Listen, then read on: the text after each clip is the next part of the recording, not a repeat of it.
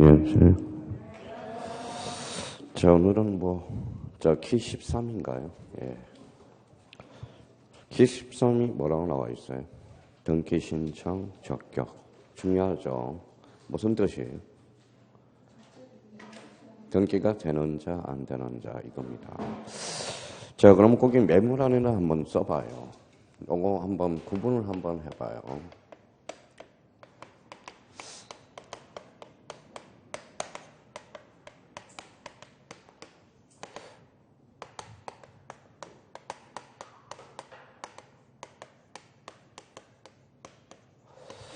자, 같아야 달라요.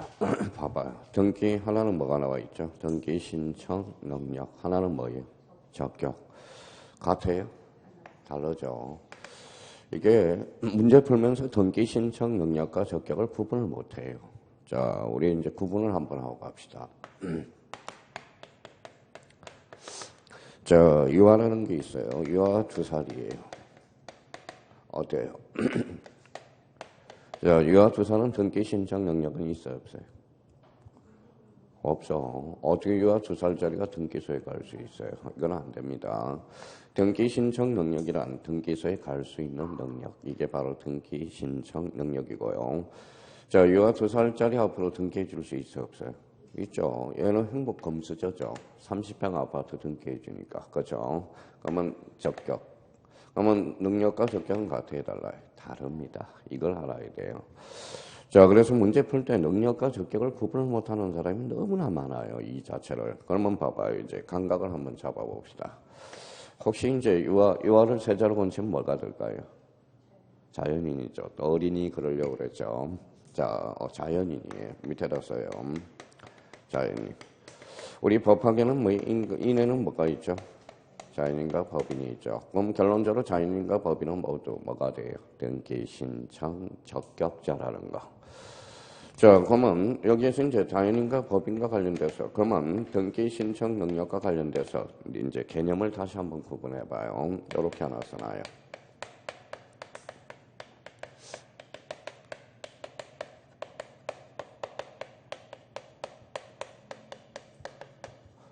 자, 등기 명인이 될 수 있는 자격. 이게 바로 등기, 신청, 적격자라는 겁니다. 그러면 또 하나는 뭐예요?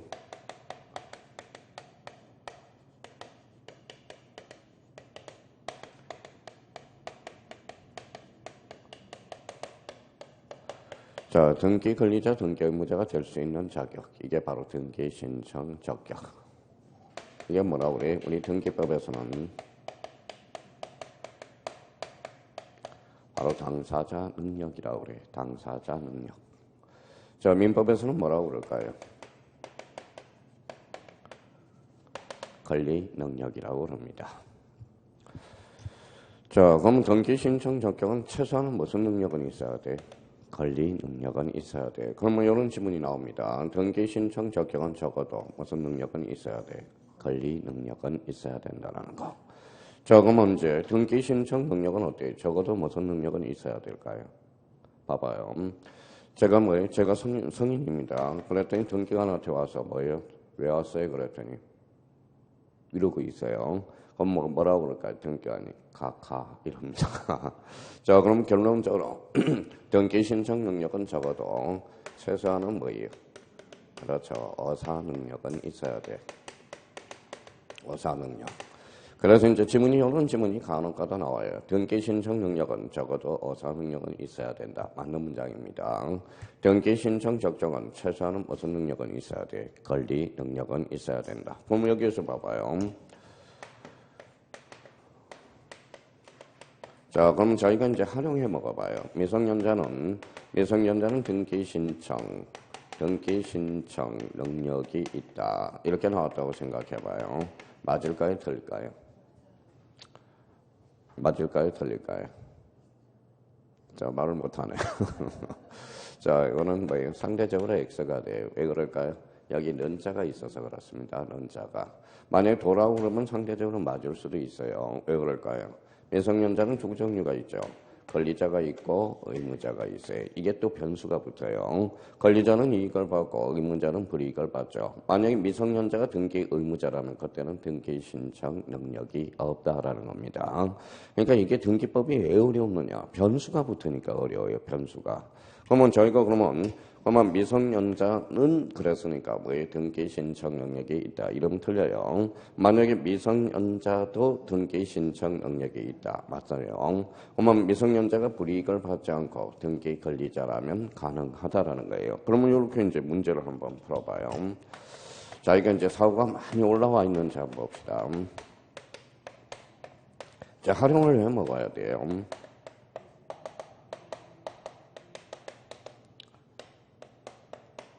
자, 이렇게 나왔다고 생각해봐요. 미성년자는 소유권 보전 등기를 신청할 수 있다. 맞아요, 틀려요? 맞죠. 왜 그럴까요? 소유권 보전 등기란 각고를 최초로 개설하거든. 그러니까 미성년자한테는 아무런 불이익이 가지 않는다고. 그러니까 이런 지문이 나오니까 우리가 상당히 등기법은 탄력적이어야 돼. 지문 자체가.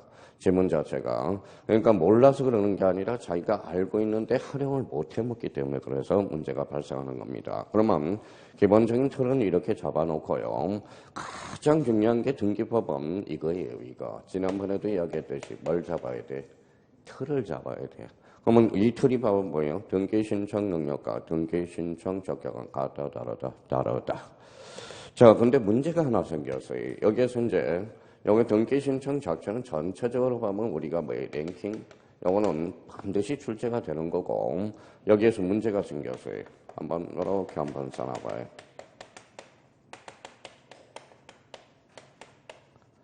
자, 박찬호 장학회라는 문제가 생겼어요. 박찬호 장학회는 좋은 일이에요, 나쁜 일이에요? 좋은 일이죠. 그러면 박찬호 장학회는 뭐예요? 비법인이거든. 여기 봐봐요. 자연인과 법인에 한해서 등기 신청 적격자거든. 그런데 박찬호 장학회는 비법인이야. 문제가 생겼어. 그러면 좋은 일이면 활성화해줘야 돼, 안 해주지? 해줘야죠. 그래서 등기법에 특별 규정을 두고 있다라는 겁니다. 그래서 이게 가중치가 그래서 별표가 3개짜리가 된다는 거예요. 그러면 박찬호 장학회는 그러면 결론적으로 2개를 나눠봐야 돼요. 그러면 등기 명인이 누가 되는 거죠? 명인이 박찬호 장학회가 되는 거예요. 박찬호 장학회가 되고요. 여기에서 등본 박찬호 장학회는 다리가 있어요, 없어요? 없어. 그래서 뭘 따로 둬야 돼요? 등기 신청인을 따로 둬야 된다는 거야. 그러면 등기 신청인은 누구냐? 박찬호 장학회 뭐가 될까요? 회장님이 된다는 거야. 회장. 그래서 이 부분에 대해서 이제 조심해 놔야 돼요. 자, 그러면 결론적으로 등기 명인 박찬호 장학회. 그러면 여기는 이제 개념을 잡았으니까 등기 명인 여기를 가봐요. 등기 명인이 될 수 있는 자격이 뭐라고 그랬어요? 등기 신청 적격이죠. 그러면 박찬호 장학회에서 등기 권리자는 박찬호 장학회 회장님이다. 어때요? X. 회장님은 단지 권리자 의무자가 될 수 없어요. 뭐일 뿐이죠? 등기 신청인일 뿐이라는 거. 그래서 이게 시험에 자주 출제된다는 겁니다. 그럼 저희가 등기 신청 적격이 들어가기 전에 이 틀을 잡아놓으라고. 그러면 등기 신청 능력과 적격은 같다, 다르다. 등기 신청 적격은 적어도 무슨 능력은 있어야 돼? 권리 능력. 등기 신청 능력은 최소한은 무슨 능력은 있어야 돼? 의사 능력은 있어야 된다라는 거. 그렇게 기억해 두시고. 자, 그럼 거기 이제 칸을 한번 채워보죠. 저 당사자 등기명인이 될 수 있는 자격. 1번에 등기명인이 될 수 있는 자격 나와 있죠. 자연인, 애국인, 제한능력자, 의사, 무능력자도 다 된다라는 겁니다. 저 법인은 공사법인, 사단, 재단법인, 영리, 비법인, 비영리법인, 불문. 자, 법인 아닌 사단, 요걸 행간편 쳐놓고 이게 아주 중요해요. 자, 비법인 사단은 뭐, 요 자체로, 뭐예요? 별표 3개를 딱 해놓으라고. 그럼 아까 예를 들었던 뭐예요? 박찬호 장학회를 예를 드는 겁니다. 자, 법인 아닌 사단, 재단 명의로 대표자 관리인이 신청한다. 이게 아주 중요한 포인트라는 거예요. 예를 들면 자, 박찬호 장학회 하나 더 예를 들어놔요. 가로 열고 밀양박씨라고 하나 써놔요. 밀양박씨. 밀양박씨는 뭐예요? 종중이죠. 그럼 밀양박씨 자체가 등기 명인이 될 수 있어요, 없어요? 있어요. 등기 신청인은 누구가 될까요? 종중 대표자 관리자가 된다라는 거. 그래서 밀양박씨 종중이죠. 자, 국가지자체, 지방자치단체 되고요. 사찰은 자, 전통사찰보존법 그걸 딱 줄 한번 쳐놔요. 그러고 나서 끝에다 이렇게 한번 써봐요. 자, 불국사는 등기가 될까요? 안 될까요? 자, 불국사는 전쟁을 내릴 수가 없어요. 될 수도 있고 안 될 수도 있다라는 겁니다. 자, 경주에 있는 불국사는 등기가 될까요? 안 될까요? 그 자체로 된다라는 거야. 제가 돈을 벌어서 불국사를 하나 창건했어요. 그러고 나서 간판을 뭘로 달았어요? 불국사. 그러면 그걸로 등기되는 게 아니라 제 이름으로 등기되는 겁니다. 그럼 불국사가 등기되기 위해서는 앞에 봐봐요. 무슨 법?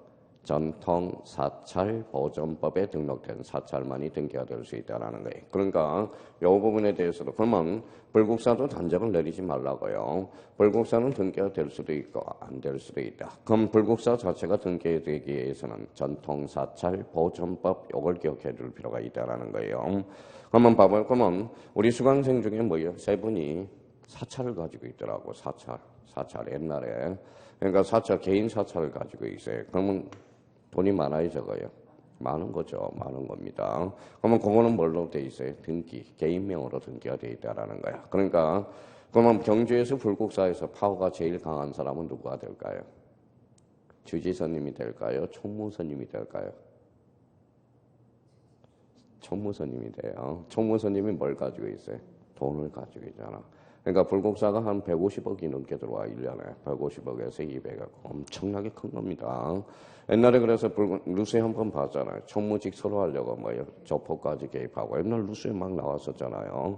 그러니까 이게 엄청난 겁니다. 엄청나요.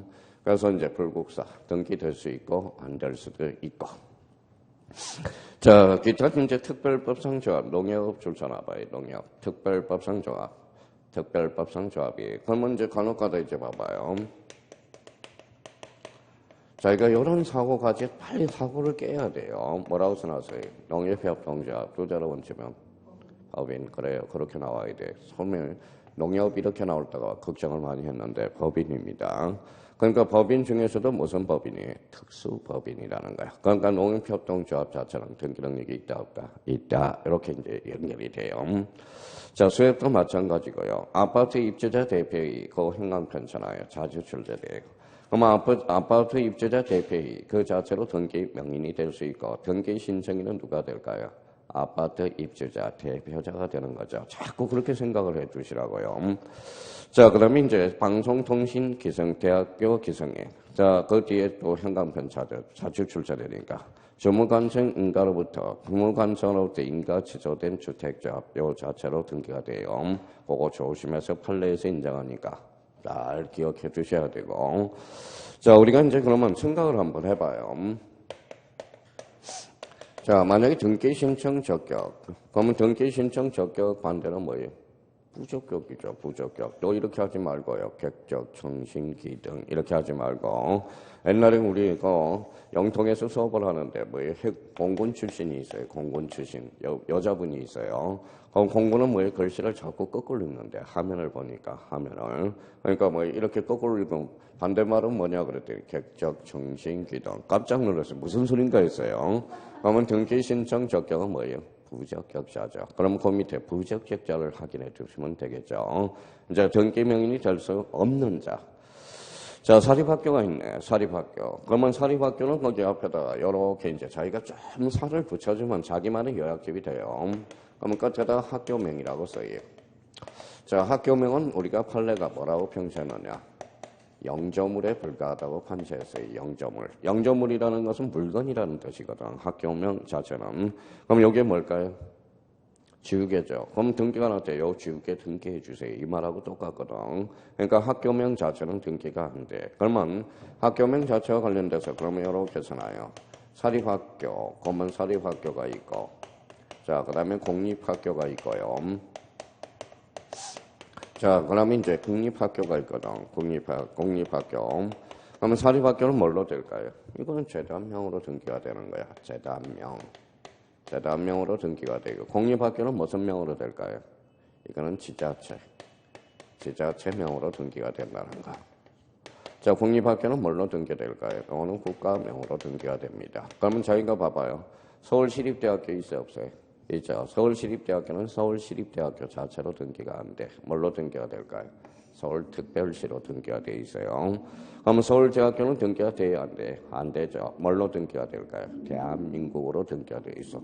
자, 그러니까 우리나라 국가명이 뭐냐 그랬더니 우리나라 이러면 안 돼요. 자, 그래서 뭐예요? 대한민국으로 등기가 되어 있다라는 거. 그러면 결론적으로 학교명 자체는 등기 영조물에 불과하다. 그래서 학교명 자체는 등기가 안 된다. 그러면 사립학교는 무슨 명? 재단명. 공립학교는 지자체. 국립학교는 국가명으로. 그러면 가로 안에 뭐가 들어갈까요? 재단명으로. 그래서 사립학교니까 재단명으로 등기가 되겠죠. 그 다음에 그 밑에 민법상 조합. 민법상 조합 찾았어요? 민법상 조합은 그 밑에다 법인 X야. 법인이 아니야. 그래서 조합 자체 명의로 불과합니다. 그럼 뭘로 등기될까요? 조합은 전업 명의로 등기가 돼요. 또 우리 농협협동조합은 뭐예요? 법인이죠. 근데 민법상 조합 자체는 법인이 아니라는 거야. 그러면 뭐로 등기될까요? 조합은 전업 명의로. 그러니까 여기 한번 봐봐요. 이걸 말로 해요. 이런 거 외울 필요 없어요. 합작 동그라미잖아요. 합. 그러니까 뭐 민법상 조합은 뭘로 등기될까요?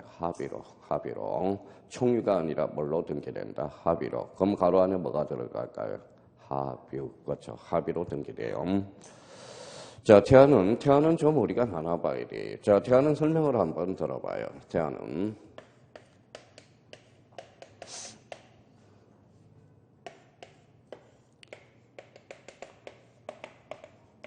자, 여기 태아거든. 태아요. 태아입니다.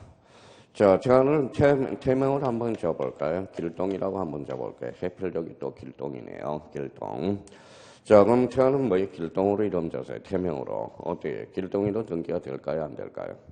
단정 내리지 말고 될 수도 있고 안 될 수도 있어. 그러면 태아를 세자로 건쳐봐요. 뭘까요? 자연인이 아니죠. 태아가 되는 거야. 태아. 자, 그러면 여기 봐봐요. 그러면 우리가 민법에서 배웠던 이제 정지 조건서를 한번 봅시다. 해제 조건서를 보자고요. 여기에다 이제 썰을 붙이면 이제 뭐예요? 학설이 나오는 거예요. 정지 조건서는 장차 발생이죠. 근데 엄마가 뭐예요? 태아한테 뭐라 그래요?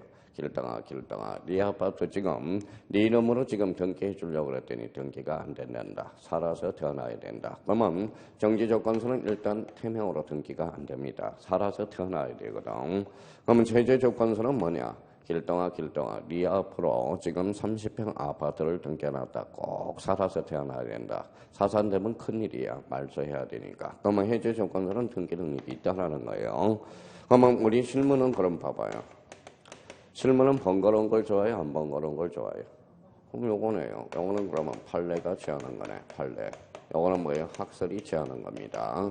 그래서 다툼이 있으면 판례에 의함. 이 단어가 그래서 나오는 거예요. 그러면 정지조건서는 그러면 태명으로 등기가 돼야 안 돼? 안 돼. 학설은 됩니다. 그러면 여기 봐봐요. 며칠 지나면 또 까먹고 며칠 지나면 까먹어요. 판례인지 학설인지. 그러면 여기 봐봐요. 해제 조건서는 읽어봐요. 히읗이죠. 그러면 여기 봐봐요. 히읗. 그래서 학설은 뭐예요? 다수서는 해제 조건서를 취하고 있다라는 거. 그것만 기억해 두시면 됩니다. 그럼 한번 봐보죠. 자, 태아 판례는 그러면 뭐가 들어갈까요? 정지 조건설. 가로 안에 정지 조건설이라고 써요. 그럼 태명은 불인정된다라는 거 확인해 두시고요. 자, 읍면 동리, 디리동의 경우 법인 아닌 사전 재단으로 볼 수 있는 경우에 등기 신청 적격을 인정하고 있다. 그 옆에 여백이 있어 없어요? 있어요. 예를 딱 들어놔요. 자기가.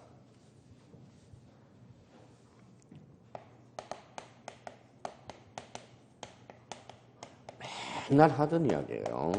서울특별시 구로구, 구로사동 이렇게 이제 사동이라고 예를 들어놓고 자, 구로동 조기 축구예. 그래서 이렇게 써놓고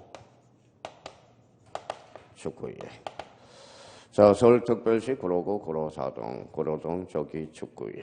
이렇게 해서 저희가 꼭 한번 기억해 둘 필요가 있어요. 자, 서울특별시 구로구, 구로사동. 요거는 뭐에 등기가 될까요? 안 될까요? 요거는 등기가 안 돼요. 왜 안 될까요? 지자체가 없어서. 그럼 결론적으로 이때는 그러면 전체적으로 등기가 안 돼. 그러면 이때 구로동은 뭐가 될까요? 행정동리가 돼. 행정동리. 그러면 행정동리는 등기가 안 된다라는 겁니다. 자, 그러면 여기 한번 봐봐요. 요렇게 이제 가려봤어요. 서울특별시 구로구는 등기가 될까요? 안 될까요? 되죠. 구로구청장이 있으니까 요 자체로 등기가 될 수 있다라는 거예요. 자, 서울특별시 등기가 될까요? 안 될까요? 네. 두 자로 건치면 법인. 또 서울 그럴까봐 말렸습니다. 세자로 본체 뭐예요? 공법인이 돼. 그러니까 자 서울특별시 구로구, 구로동, 구로사동 요 자체는 등기가 안 된다는 거야. 이때 구로사동을 무슨 동이라고 그래? 행정동의. 그래서 행정동의는 등기가 안 돼요. 자, 그 다음에 요거 예를 하나 들어가요. 자, 조기축구에. 조기축구에 앞에 뭐가 붙었어요? 구로동. 요 구로동은 뭐예요? 조기축구의 이름이거든. 그러면 요때 구로동은 무슨 동리가 될까요? 요때는 법정동리가 돼. 그래서 법정동리. 그래서 법정동리는 요거는 등기가 됩니다. 그래서 구로동 조기축구에 조심해야 돼. 그럼 뭐하고 똑같을까요? 아까 박찬호 정확히 하고 똑같아. 등기 명의는 누가 되죠? 구로동 조기축구회. 그럼 등기 신청인은 누가 될까요? 구로동 조기축구회 회장. 자, 예를 하나 들어봐요. 또 하나는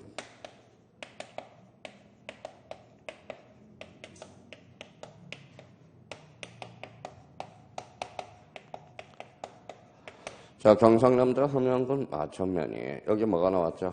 면, 엄면은 100%안 돼. 엄면은 100%안 됩니다. 면은 안 돼요. 이거는 100%안 된다라는 거야. 자, 그러면 경상남도 함양군은 등기가 될까요? 안 될까요? 돼요. 자치단체가 있기 때문에. 자, 경상남도는 등기가 될까요? 안 될까요? 돼. 두 자로 원칙은 또 경남이라고 그래. 법인이라 그러니까 법인. 자꾸 깨트려야 돼요. 우리가 경상남도는 법인이야. 법인 중에서도 뭐예요? 공법인이 되는 거야. 그래서 요 세 가지를 딱 비교를 해놓고 그럼 최종적으로 결론 내려보죠. 자, 엄면은 100% 돼야 안 돼. 안 돼. 동리는 어때요? 동리는 행정동리는 뭐에 돼야 안 돼? 안 되죠. 예외적으로 법정동리는 등기가 된다. 이거예요. 그러면 거기 다시 한번 봐봐요. 엄면동리, 니동의 경우 법인 아닌 사단으로 볼 수 있는 경우는 등기 신청 적격을 하고 있다. 인정하고 있다. 대표적인 애가 뭐예요? 읽어봐요. 구로동 조기축구회. 오케이. 자, 기타 서울특별시 사고대책본부 판례가 인정이 안 된다고 그랬고 대한민국 재한 경우의 지부 안 돼요. 그러면 거기 직장주택조합 안 됩니다. 법인이 판례에서 안 된다고 그래서요. 그러니까 여기에서 우리가 매년 출제되고 있어요. 그러니까 특히 제일 많이 출제된 게 뭘까요? 민법상조합 이거하고 또 하나는 대표적으로 뭐예요? 태하 이거 조심해놓고요. 며칠 있으면 또 까먹고. 그러면 여기에서 이제 제일 많이 또 출제된 게 읽어봐요. 뭐라고 써놨죠? 박찬호 장학회. 또 하나 대표적으로 여기 읽어봐요. 아까 뭐예요? 구로동 조기축구회. 요거는 같은 의미로서 봐줄 수 있으니까. 그러면 요거 키 13과 관련돼서 등기 신청 적격은 매년 출제되고 있어. 안 나오면 안 돼요. 요거는 등기가 되는 자, 안 되는 자거든. 그래서 등기 신청 적격 정확하게 파악해도 하셔야 되고. 그럼 여기 봐봐요. 그러면 등기 신청 능력과 등기 신청 적격은 같다, 다르다. 자, 그래서 이제 요거는 키 13과 관련돼서는 반드시 요 정도는 최소한 알고 가야 돼요. 그래서 자, 2.5점짜리가 바로 키 13이고. 이제 키 14로 한번 가보죠.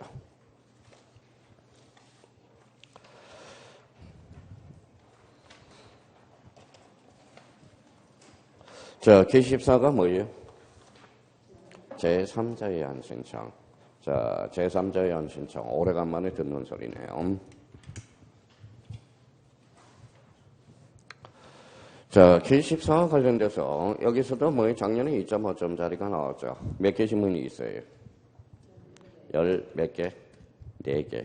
나와봐야 14개 지문에서 뭐예요? 2개 지문. 작년에 2개 지문이 나왔죠. 하나는 2.5점짜리고 하나는 지문으로 나왔고 더 이상 나올 게 없어요. 그러면 요 14개 지문 안에서 우리가 꼭 묶어놔야 돼. 그럼 K14로 가봐요. 제3자의 안신청 찾았어요? 예, 그 옆에다 틀 하나 잡아놔요. 그래서 제가 자꾸 문제 풀기 전에 틀을 잡아놓으라는 거예요. 틀. 또 틀 하니까 이걸로 듣지 말고요. 그렇죠. 그렇죠. 자, 이 틀이 중요해요. 등기법안. 그럼 제3자의 안신청 바로 제목 옆에다가 이렇게 써봐요.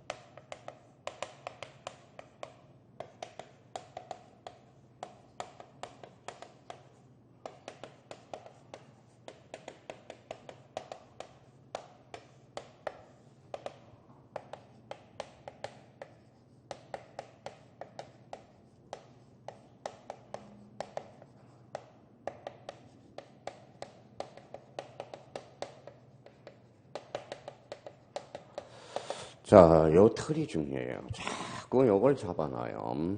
자, 이렇게 자기가 요 제3자의 한 신청 그러면 요렇게 딱 나와 있어야 돼요. 원칙. 무슨 신청이죠? 당사자 신청 외에 제3자의 한 신청. 무슨 승계인?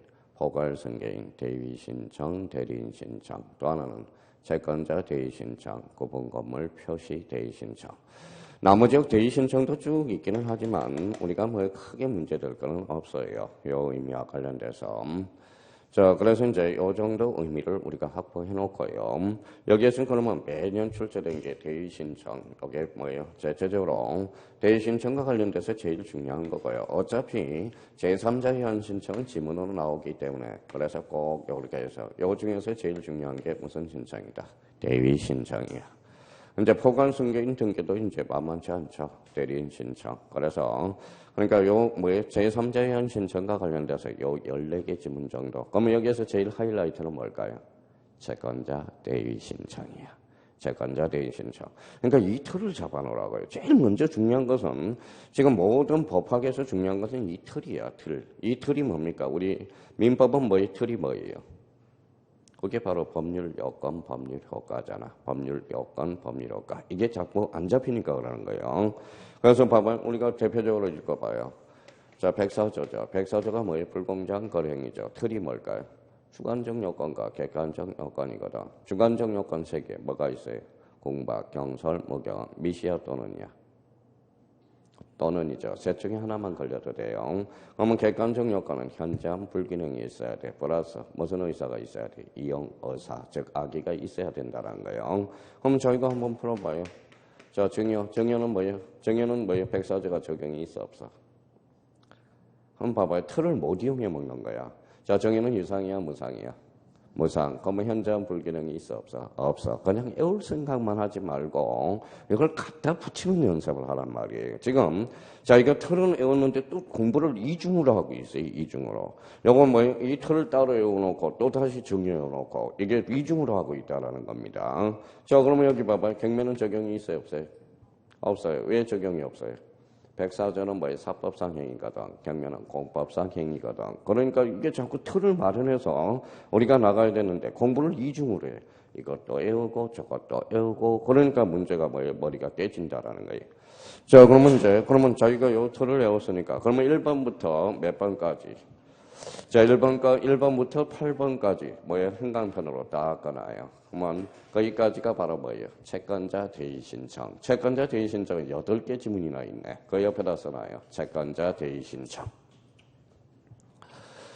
자, 그러면 채권자 대위 신청과 관련돼서 우리가 한번 봐봐요. 자, 그러면 그 우측에 가봐요. 우측에 가니까 여백이 있어요, 없어요? 있어. 그러면 그 옆에다 우측에 가서 이쪽 가니까 여백이 있죠.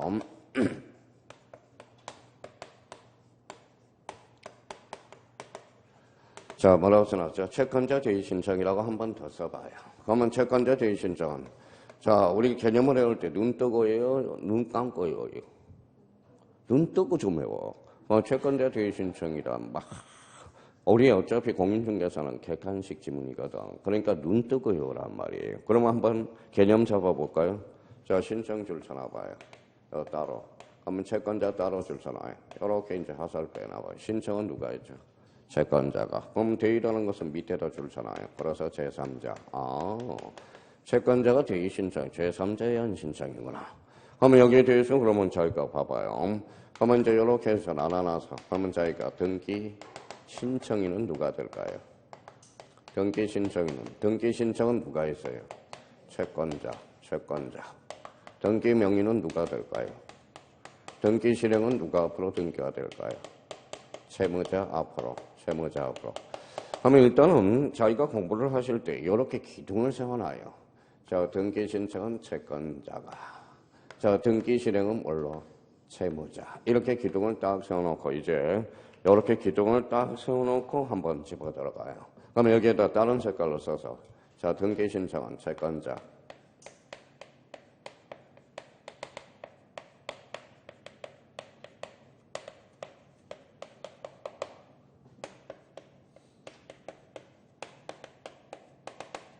자, 채무자 명의로 등기가 실행되는 거. 그러면 이렇게 묶어서 법적 승진은 이렇게 써놔요.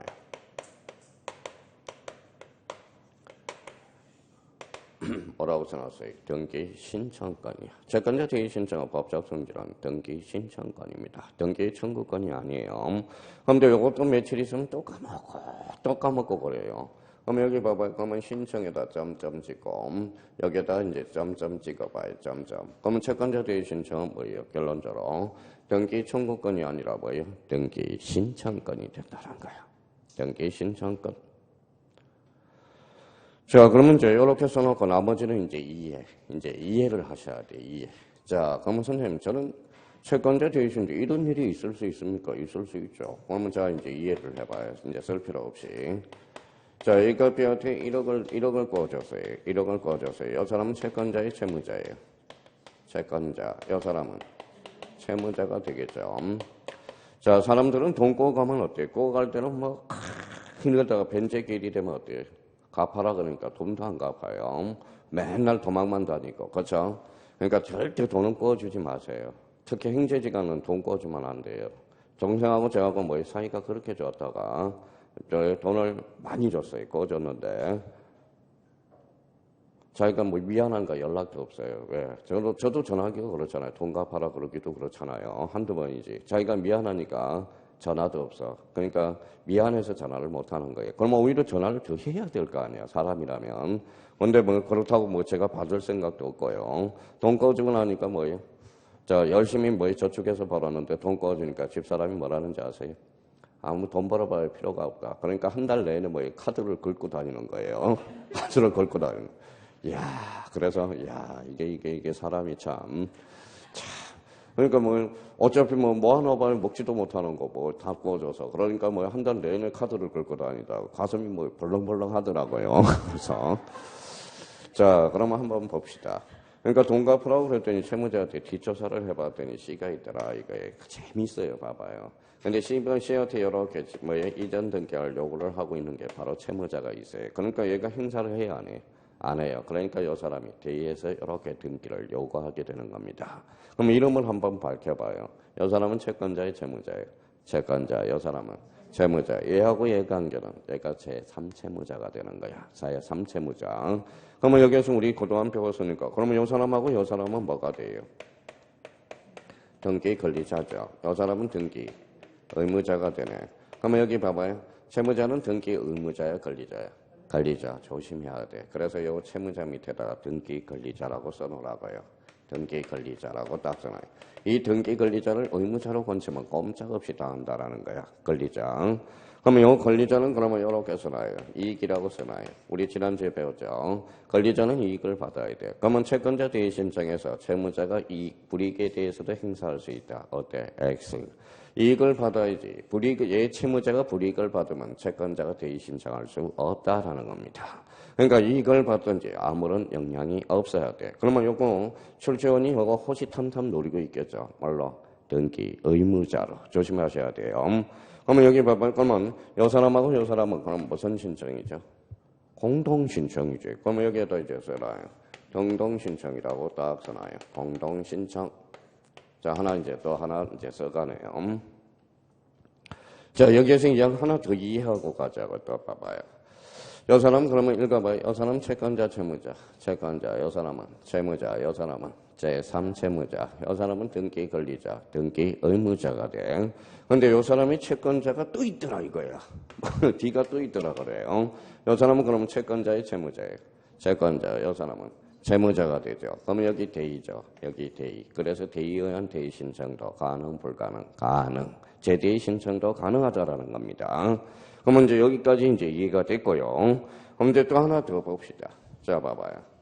자, A가 채무자한테 B한테 1억을 꺼줬어요. 그랬더니 돈 갚아라 했더니 A가 뭐예요? B 뒷조사를 봤더니 신축 건물이 하나가 있네. 빌어먹을 신축 건물이. 신축 건물 그럼 무슨 등기하죠? 소유권, 보전 등기하죠. 그럼 단독이 공동이? 단독, 그럼 소유. 단독 신청이네. 그러면 채권자 대위 신청은 공동 신청에서만 발생한다. 그때 X 뭐예요? 단독 신청, 공동 단독 다 발생한다라는 거야. 조심해야 돼요. 그런데 소유권 보존 등기는 왜 단독 신청이 대의 신청이 가능할까요? 아까도 이야기했듯이 각고를 최초로 계산하잖아. 채무자한테는 아무런 불이익이 가지 않거든. 그럼 결론적으로 채권자 대의 신청은 공동 신청에서만 발생한다. 어때? X. 오케이. 여기까지는 이제 끌어왔어요. 이해를 하셔야 돼. 자, 그러면 요 사이로 가서 이제 다른 색깔로 잡아보죠. 자, 이 사람은 등기 신청인이 등기 명인이에요. 등기 신청인. 명인은 누가 되죠? 세무자가 되잖아. 그러면 신청인과 명인이 일치, 불일치, 불일치. 그러면 결론적으로 자, 등기 필 정보는 작성할 필요가 없다라는 거예요. 등기 필 정보 작성을 할 필요가 없어요. 그러면 등기를 마쳤다고 통지해주면 돼요. 그러면 등기 필 정보를 작성한다. 어때? X 이렇게 하는 것도 찾아냈고요. 자, 그러면 지금 이익을 받았어요? 불이익을 받았어요? 이익. 그러면 이 사람은 절차법상 등기 권리자네. 얘는 실체법상 등기 권리자가 돼. 그러면 일치, 불일치, 불일치. 그러면 실체법상 권리자 의무자와 절차법상 권리자 의무자는 반드시 일치한다. 어때? X. 그럼 다음 중 실체법상 권리자와 절차법상 등기 권리자가 불일치하고 있는 것을 골라라. 그러면 뭐예요? 채권자 대의 신청. 오케이. 자, 그럼 하나 더 하고 갑시다. 다시. 이건 빼앗지 1억을 검토 1억을 꿔줬어요. 한번 이걸 읽어볼래요? 1억도 이렇게 읽으려고 그러죠. 이게 금전 채권자. 그러면 채권자 대의 신청은 금전 채권자도 행사할 수 있다 없다? 있다. 그러면 마무리됐어요. 그럼 8개 지문이 살아서 움직이니까 그러면 이제 진짜 살아서 움직이는지 봐요. 자, 그러면 1번에 갑니다. 채권자가 자기 채권을 보존하기 위해서 채무자가 가지는 거기 뭐가 들어갈까요? 등기 신청권이 들어가. 등기 신청권이라고 쓰고요. 자, 채권자 자신의 이름으로 행사이어 채무자 명의, 그 채무자 명의 줄쳐놓으세요. 그러면 이제 꼴통이 들어가면 이렇게 잘 앉힌다고. 채권자 대의 신청이란 채권자가 자기 채권을 보존하기 위해서 채무자가 가지는 무슨 건? 등기 신청권을 채권자 자신 이름으로 행사하고 채권자 명의로 등기를 신청하는 것. 이름은 틀린다라는 거야. 누구 명의로? 채무자 명의로. 거기도 가볍게 보지 말라고요. 누구 명의로? 채무자 명의로 등기해 주는 것. 자, 채권자의 채권정서는 공정정서, 판결서가 아닌 사서정서성도 무방하다. 그러면 사서정서서 사문서 사자 동그라미, 공문서 공자 동그라미. 그러면 앞에 공정정서에서 공동그라미 거꾸로 읽어봐요. 사공, 가로 열고 사공, 사문서든 공문서든 다 뭐에 해당 사항이 있다라는 겁니다. 그래서 사공. 자, 사문서만 해당한다. 이러면 틀려요. 사문서, 공문서. 그래서 사공이라고 하면 돼요. 사공 중에서도 무슨 사공이에요? 배사공 이렇게 잡으면 돼. 자, 3번의 채권자의 채권자는 채권적 청구권 줄잖아요. 자, 물권적 청구권 포함이죠. 가로 열고 바로 열고 하나 더 써놔요.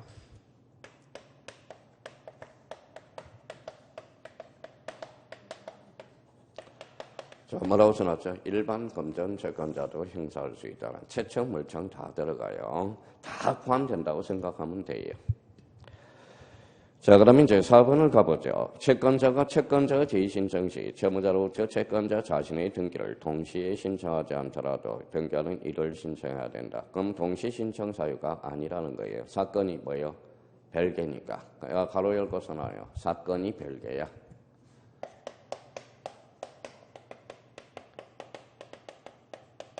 별개이므로 그래요. 별개라는 거예요. 사건이 아까 2개잖아요. 요 사건, 요 사건이잖아. 그러니까 동시 신청 사유가 아니라는 거야. 그러니까 사건이 2개라는 거예요. 별개라는 것은 사건이 뭐예요? 따로따로라는 거예요. 그러니까 우리 채권자 대의 신청은 동시 신청해야 된다. 어때? X. 이유는 사건이 별개이므로. 아까 사건 2개였잖아. 봐봐요. 요 사건, 요 사건이었잖아요. 그러니까 동시 신청할 필요는 없다라는 거야. 자, 그 다음에 5번입니다. 채권자가 대의 신청한 실체법상 등기 권리자는 거기에 누가 들어갈까요? 채권자 써요. 가로 안에 채권자가 되고 절차법상 등기 권리자는 누가 될까요? 채무자가 되는 겁니다. 자, 그러면 거기 6번과 관련돼서 6번이 가장 중요해요. 6번이 따로 별표 3개 나요. 올해 출제도 예상이 되고. 그러면 여기 봐봐요. 채권자 대의 신청은 등기 신청인과 등기 명인이 일치, 불일치. 불일치. 그러면 거기 뭐가 들어갈까요? 등기 필 정보야. 등기필 정보를 작성하지 않는다. 그럼 등기필 정보를 작성하지 않으면 뭘 해야 돼? 등기를 마쳤다고 통지해줘. 끝에다는 등기 완료 통지라고 써요. 등기 완료 통지는 해줘야 돼요. 등기필 정보는 작성하지 않는다. 자, 7번은 채권자의 채권자도 대의 신청 가능 불가능? 가능하고요. 그러니까 제대 그러면 가로 열고 이렇게 써놔요. 이 말은 그러면 결론자로 읽어봐요. 뭐라고 써놨죠? 제대의 신청도 가능 불가능? 가능. 자, 그래서 이제 그러면 거기 8번도 조심해야 돼. 채권자가 대의 신청 시 채무자 가로 안에 뭐가 들어갈까요?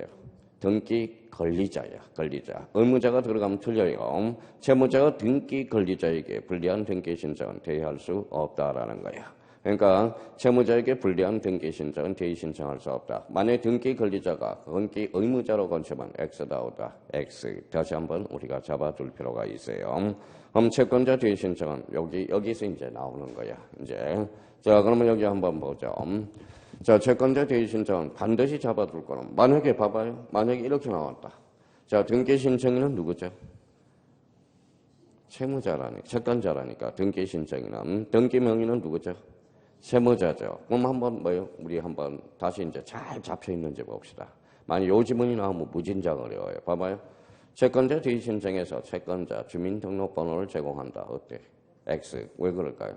채권자는 단지 등기 신청인에 불과해요. 그러면 주민등록번호는 누구 거 제공해? 채무자. 채무자가 뭐가 되기 때문에? 등기 신청인이기 때문에. 그러니까 등기 명인이기 때문에 그렇죠. 참. 등기 명이니까 앞으로 등기 될 사람이 주민등록번호가 필요한 거지. 얘가 필요한 것은 아니거든. 그러니까 이것도 쉽지 않아요. 만 호시탐탐 누리고 있어. 채권자 대의 신청에서 채권자의 주민등록번호를 제공한다. 어때? X. 채권자가 아니라 채무자. 그러면 채권자는 단지 뭘 뿐이죠? 등기 신청인. 올해 발음 똑바로 하려고 그래요. 그러면 등기 명인. 요즘 발음 안 좋다고 조금 뭐에다 나와서. 그러니까 그러면 등기 명인의 주민등록번호를 제공해줘야 되겠죠. 자, 그래서 그거 확인해 주시고요. 그 다음에 9번 봐봐요. 9번. 자, 9번과 관련돼서는 이제 이걸로 연결돼요. 읽어봐요. 무슨 표시? 9번 건물 표시와 관련돼서. 자, 그러면 여기 한번 봐봐요. 제가 26년 동안 스트레스 받은 게 발음 하나 때문에 제가 발음을. 자, 요거 이해 한번 해봐요. 여기 이제 집합 건물이 아직 아니에요. 근데 집합 건물의 요건은 갖췄어요. 구조상 독립성과 이용상 독립성은 갖췄어요. 객관적 요건은. 자, 근데 이제 여기 몇 사람이? 10사람이죠. 아직 집합 건물이 아니야. 그럼 뭐가 될까요? 다가구. 뭐가요? 다가구. 다가구는 집합 건물이 아니에요. 그러면 만약에 다가구에 제가 임차를 하러 들어가요. 뭐만 일치하면 돼요? 집업만 일치하면 돼. 근데 요 요건을 갖춰서 그럼 집합 건물로 등기하면 뭐예요? 이때는 다가구가 아니라 읽어봐요. 다세대가 돼. 다세대. 다세대는 뭐예요? 동호수가 일치해야 돼. 그러니까 작년에 이제 작년인가요? 올해인가? 작년이네요. 어떤 분이 집을 팔았는데 뭐예요? 나이 많으신 분은 집을 팔아서 그랬더니 뭐예요? 세금이 엄청나게 나와서 자기는 평생 자기가 요 집을 자기가 자기 집인 줄 알았더니 뭐예요? 다가구인 줄 알았더니 집 팔 때 보고 나니까 다세대야. 그러면 1가구 몇 주택? 10주택이 되는 거야. 10주택. 10주택이. 그렇잖아요. 자기가 평생 그러니까 살 때 등기부를 안 받다라는 거예요. 등기부 자체를. 그러니까 그러면 1가구 몇 주택? 10주택이 되는 거잖아. 그렇잖아요. 1가구 2주택. 그러면 종합부동산에서 엄청나게 증가세가 되잖아요. 그러니까 집 한 번 살 때 등기부 한 번 안 떼받다라는 거야. 자, 그러면 이제 봐봐요. 10사람이 이제 지금 현재 상태는 다가구야. 그런데 이제 10사람이 아침에 회의를 했어요. 집합 건물로 등기하자. 그래서 오케이 발의하네요. 그러니까 그러면 다세대로 되면 독립된 건물을 팔 수가 있죠. 자, 그러면 여기 이제 봐봐요. 그러면 벌써 집합 건물에 대해서 봤으니까 한번 배웠으니까 읽어봐요. 한동 전체 전유 부분 갖고 얼고. 요거 한번 읽어봐요. 한동 전체 갖고 전유 부분의 표제부 갖고 얼고죠. 근데 요 중에 9사람 중에 공시 선생이 하나 있었어요. 그러면 당신이 등기하고 와. 그러면 A라는 사람이 공시 선생이에요. 몇 사람이? 한 사람이 몇 사람이? 9사람이죠. 그러면 제가 가서 제 거는 여기 다 등기가 개설이 돼. 그러니까 뭐 나머지 9사람은 여기까지 대가 등기를 해줄 수 있어요. 여기까지는 뭐예요? 동시, 대위, 일괄 신청할 수 있어. 그러면 이거는 왜 그럴까요? 표제부. 표제부는 권리관계에 다툼이 있어 없어? 없어. 그러면 결론적으로 뭐예요? 이거는 대위, 동시, 일괄 신청. 그러면 나머지 9사람은 여기는 누가 개설해야 돼? 각각의 사람들이. 그러니까 그러면 결론적으로 봐봐요. 표시의 권리예요. 표시에 대해서 대의 신청, 일괄, 동시 신청이 가능하다. 그럼 거기 봐봐요. 한동 건물에 속하는 구분 건물 중 일부만의 보존 등기를 신청한 경우는 나머지 거기 이제 줄 한번 쳐놔요. 구분 건물 가로 안에 뭐가 들어갈까요? 표시에 관한 등기를 동시 동그라미, 동시 대의, 일괄 신청할 수 있다 없다? 있다. 강연의 2.5점짜리가 바로 요거죠. 근데 표시를 권리로 건지면 꼼짝없이 당해. 권리가 아니라 뭐예요? 표시라는 거. 조심해놔야 돼요, 요즘은. 자, 이거는 집합 건물에서 하이라이트 지문이야. 자주 출제되고 있어요. 그러니까 다시 표시예요, 권리예요? 표시, 권리가 아니라는 거. 그러면 만약에 요 지문에서 요런 지문도 하나 상상을, 나래를 펼쳐놔요. 봐봐요. 여기 봐봐요. 여기 그러면 딴 사람은 한동 전체 표제부, 전유 부분의 표제부, 공통점은 표제부죠. 그러면 우리나라 부동산 등기법은 표제부만 개설되는 경우도 존재할 수 있다 없다? 있다. 요거 이야기를 하는 거야. 아직까지 각구를 개설해야 한다면 여기까지만 개설이 돼 있거든. 그러니까 그 의미를 다시 한번 잡아두시고, 그러면 권리야 표시야? 표시는 권리관계에 다툼이 있어 없어? 없어. 그러니까 대의, 동시, 일괄 신청할 수 있다는 거. 작년에 2.5점짜리가 그거고요. 자, 이번에는 이제 10번을 한번 볼까요? 10번은 작년에 나왔네요. 작년에 또 출제가 됐고. 그럼 10번은 이해하면 금방 나와요. 봐봐요. 성격이 급한지 안 급한지 봅시다. 누구 토지? 갑토지. 이제 갑토지도 모르네요. 누구 건물? 답변 안 하고 있는 게 좋아요. 자, 그러면 누구예요? 얼건물이네. 얼건물. 어느 날 건물이 불탔어요. 무슨 등기하죠? 멸실. 그러면 멸실은 표제부죠. 몇 개월? 1개월. 그럼 봐봐요. 이 사람이 멸실 등기하겠냐 이거지. 열받아서. 그러면 토지 소유자가 요 1개월 이내에 뭐예요? 요 건물에 대해서 대의 신청할 수 있어 없어? 있어. 건물 읽어봐요. 건물 소유자와 토지 소유자가 달랐을 때, 그러면 건물이 멸실했을 때 토지 소유자가 건물에 대해서 대의 신청 가능 불가능? 가능. 그렇죠. 자, 그러면 건물이 멸실된 경우 소유권의 등기명의는 가로 안에 몇 개 들어갈까요? 1월 전환. 지체 시간이에요. 1월 이내에 등기를 신청하지 아니할 때 건물 대지의 소유자가 대의하여 그 등기를 말할 수 있다? 신청할 수 있다. 오케이. 자, 11번의 수익자 입탁자는 수탁자를 대의 써놓으세요. 대의하여 신탁 등기를 말할 수 있다. 할 수 있다. 대의하여 신탁 등기를 할 수 있다라는 거예요. 그럼 봐봐요. 그러면 수탁자가 대의 신청했어요? 안 했어? 했죠. 대의 신청 끝났잖아요. 그러면 이때는 따로 동시 신청할 필요 있어 없어? 없어. 가로 열고 동시 신청 X라고 써놔요. 대의가 끝났는데 무슨 대의 신청이 끝났는데 동시 신청을 또 합니까? 자, 그래서 이제 그거 한번 잡아놓고 그러면 9번, 10번, 11번 이런 것들은 뭐예요? 요거와 관련된 거죠. 여기 봐봐요. 무슨 신청과 관련돼서? 대의 신청. 근데 아직 출제 안 된 게 하나가 있어. 개정되고 나서 대의 신청과 관련돼서 출제 안 된 게 하나가 있어요. 그 옆에 하나 써놔요. 자, 참고용으로. 자, 옆에 우측에다가.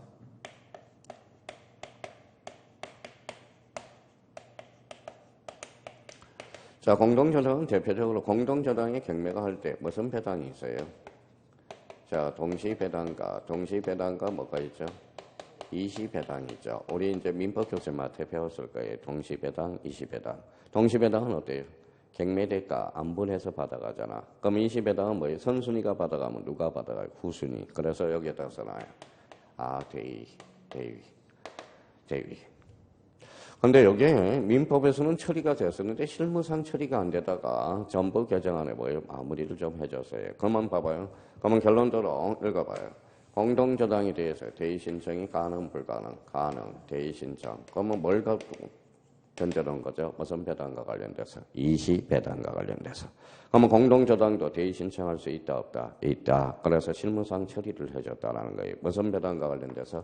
이시배당과 관련. 이게 개정되고 나서 아직 출제가 안 돼서요. 정부 개정안에. 그러니까 이 정도만 잡아놓으라고. 공동저당도 대의 신청 가능, 불가능? 가능. 이렇게 이제 한번 잡아두시면 돼요. 자, 이번에는 이제 12번이 뭘까요? 요거죠, 요거. 요거 읽어봐요. 무슨 신청? 대리인 신청. 설명 한번 들어볼래요?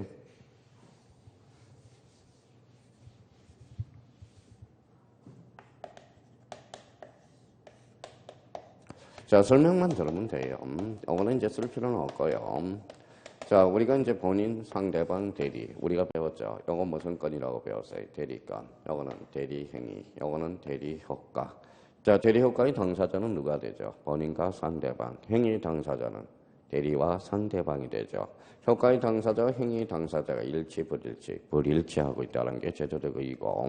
자, 이제부터 출발해보죠.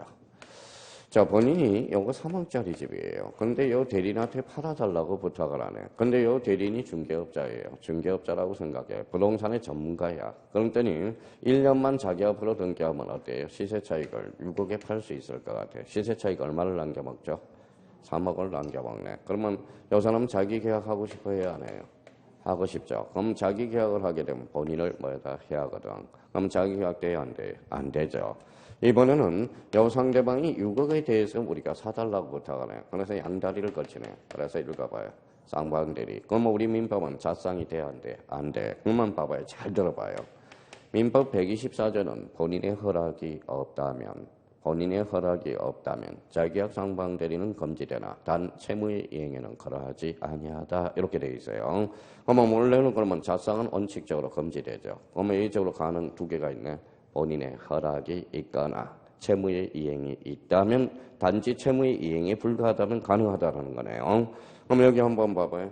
그러면 간단하게 한번 극단적으로 이야기해보죠. 이 사람이 걸리자 의무자. 여기에 법무사라고 해봐요.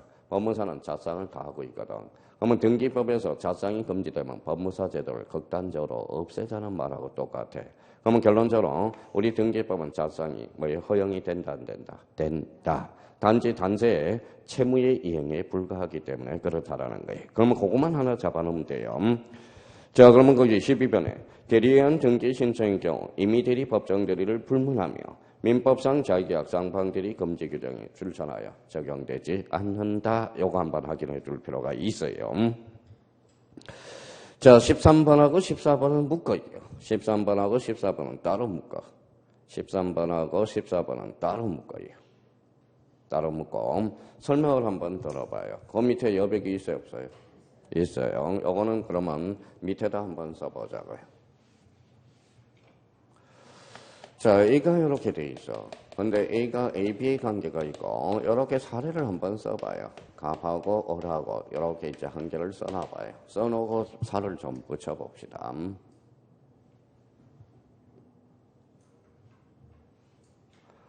자, 그러면 이제 이렇게 그려놨으면 여기 아버지라고 써요. 아버지. 아들 이렇게 한번 써봐요. 아버지 아들이네. 아버지 아들. 자, 그러면 아버지가 돌아가셨어요. 무슨 등기 됐죠? 상속 등기네. 그래서 이거는 상속 등기가 되는 거야. 상속 등기. 자, 요거는 매도인, 매수인이라고 써봐요. 매도인, 매수인이라고 써보고요. 매도인과 매수인의 관계. 이걸 한번 써봐달라는 거예요. 매도인, 매수인. 자, 그러면 봐봐요. 그러면 이 사람이 이제 매매를 했다고 생각해봐요. 근데 갑은 을한테 이전 등기를 못했어. 잔금도 못 치렀어요. 그럼 잔금을 못 치렀어요. 그럼 법률 행위를 완성했어요, 안 했어요? 못했죠. 근데 갑이 돌아가셨어. 자식이 있어, 없어요? 있어요. 자식이 뭘까요? 갑다시가 뭐예요? 이게 상속인이네. 그래서 읽어봐요. 상속인 등기네. 그러면 상속 등기와 상속인 등기랑 같다, 다르다? 다르다. 이걸 설명하고 싶었던 거예요. 그러면 한 끗 차이지만 상속 등기와 상속인 등기는 완전히 다른 거예요. 그러면 이 상속인 등기에서 당사자는 누가 되죠? 갑하고 을이 되죠. 갑을. 그러면 상속인은 누가 되죠? 제3자가 돼. 그래서 제3자에 의한 신청이라는 거야. 근데 그러면 여기 포괄승계인 상속인 등기하고 상속 등기 헷갈려요, 안 헷갈려요? 헷갈리죠. 그래서 이 상속인을 뭐라고 그래요? 그래서 포괄승계인 등기로 바뀌게 된 겁니다. 그럼 결론적으로 상속인 등기나 포괄승계인 등기하고는 같은 말이에요. 같은 말이야. 그러면 이거는 그러면 이제 이해해보죠. 단독이에요, 공동이에요? 단독. 이거는 공동 신청이 되죠. 이거는 등기 필정을 제공해야 돼, 안 해야 돼? 할 필요가 없죠. 영어는 제공하여야 한다. 아버지 걸 그대로 승계받기 때문에 영어는 인감증명을 제공해야 돼, 안 해야 돼? 할 필요 없죠. 영어는 해야 되겠죠. 그럼 여기 등기 원인은 뭘까요? 상속이 되죠. 여기는 등기 원인은 뭘까요? 매매. 여기는 그럼 봐봐요. 등기 원인 일자는 어떻게 될까요? 아버지 사망 시. 영어는 뭐가 될까요? 법률행위 일자, 즉 매매 일자가 되는 거죠. 그러니까 그걸 구분해 놓고, 그러면 여기 이제 자꾸 인자 동그라미 있잖아요. 인하면 공이야. 자꾸 헷갈리니까 인공이야. 그래서 상속 인등기는 무슨 신청이다? 공동 신청이라는 거. 자, 그러면 이제 13번하고 14번을 해석하고 우리 이제 잠시 쉬었다 들어가죠. 자, 피상속인 물건 행위요. 등기 전에 사망한 경우 그에 뭐가 들어갈까요? 상속인이 신청하는 등기를 말한다. 그러면 가로 안에 뭐가 들어갈까요? 상속인. 자, 14번 판례도 매매계약 후 매도인이 사망한 경우 상속인 명의로 상속 등기 절차 없이 거기에다 줄 쳐놓으세요. 상속인 등기 절차 없이.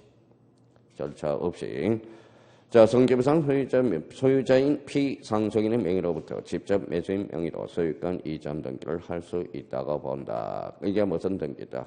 상속인 등기. 그러면 결론적으로 무슨 승계인 등기죠? 포괄승계인 등기가 되는 거네. 자, 그러면 이제 우리 제3자 이한 신청과 관련돼서 이거 조심해놔야 돼요. 제3자 이한 신청과 관련돼서. 그럼 다시 한번 틀 잡아볼까요? 포괄승계인 등기, 대신청, 대리인신청. 뭐에 의한 신청이다? 제3자에 의한 신청이야. 그러면 이번 테마는 뭐예요? 두 가지를 아주 중요한 포인트를 했어요. 자, 우리 시작할 때 뭐가 봤어요? 등기신청, 적격. 등기신청 능력과 등기신청 적격은 같다, 다르다. 아주 중요한 포인트예요. 그거는 반드시 출제가 되는 거고. 자, 그러면 제3자에 의한 신청과 관련돼서 포괄승계인 등기, 대신청, 대리인신청. 대신청은 읽어봐요. 채권자 대신청과 구분건물 표시. 영어 용어 상박이야. 그러니까 제3자의 신청은 14개 중에 우리가 또 3개 집어넣어 늘 출제됩니다. 거기에 중에서 작년에 제일 많이 출제된 것은 이거 구분건물 표시. 단답 우리 객관식 문제로 뭐예요? 자, 독립 문제로 하나 출제될 수 있는 것도 뭐예요? 채권자 대신청. 포괄승계인도 언제든지 또 독자적 문제로 사례 문제로 내서 출제가 될 수 있어요. 그래서 그거 14개 지문 자꾸 반복 숙제해 놓으라고. 그래서 좀 쉬었다가 계속 들어가겠습니다.